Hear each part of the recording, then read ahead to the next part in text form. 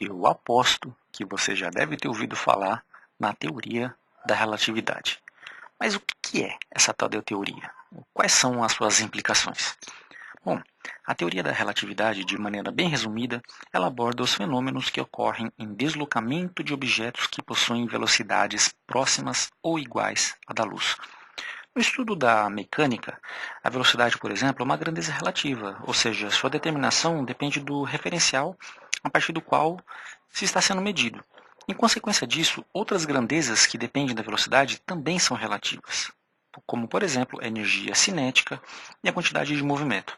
A energia potencial gravitacional também é uma grandeza relativa, pois o seu valor depende do referencial que se adota para medir a altura. Comprimento, massa e tempo são tidos como grandezas absolutas no estudo da mecânica, mas também são grandezas relativas. No entanto, a relatividade dessas grandezas só se evidencia no estudo de situações em que há velocidade muito elevadas, ou seja, não desprezíveis se comparadas com a velocidade da luz no vácuo, que é de aproximadamente a 300 mil quilômetros por segundo. Como foi o início da teoria da relatividade? Um pouco da história da teoria da relatividade. Bom, essa teoria foi uma revolução no século XX. Ela provocou inúmeras transformações em conceitos básicos e também proporcionou que fatos importantes, ainda não explicáveis, pudessem ser entendidos. Essa teoria surgiu com o físico alemão Albert Einstein. Einstein foi um físico e pesquisador muito conhecido por ter proposto a teoria da relatividade, mas também foi ele que explicou corretamente o efeito fotoelétrico que eu já expliquei aqui no canal. Fato esse que possibilitou o desenvolvimento, por exemplo, da bomba atômica, mesmo sem ele saber para quais fins se destinava. A teoria da relatividade é composta de duas outras teorias.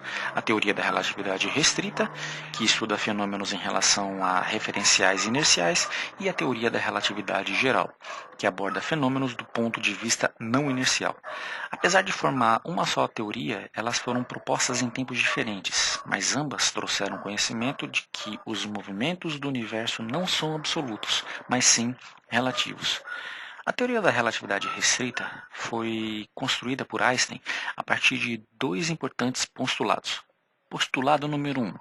As leis da física são as mesmas em todos os sistemas de referência inercial. Postulado número 2.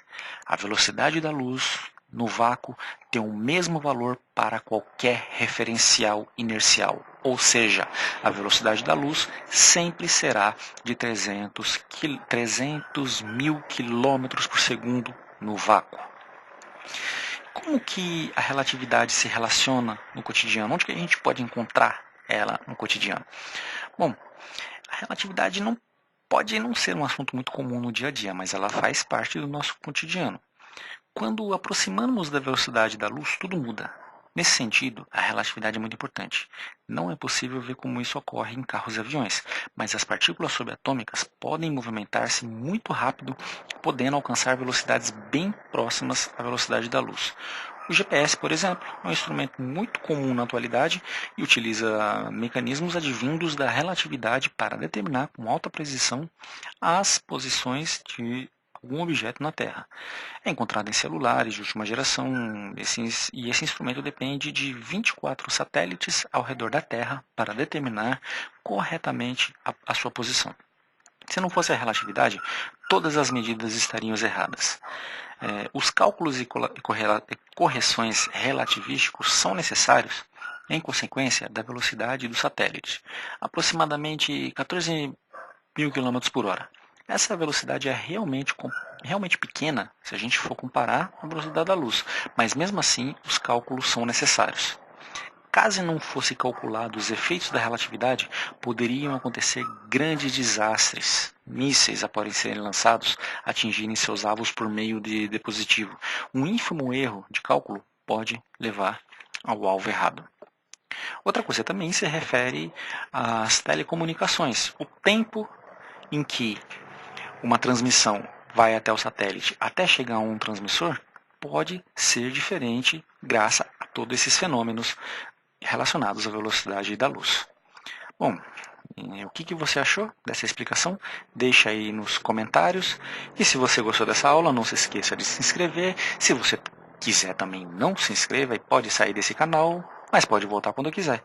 Eu vou ficando por aqui e até a próxima.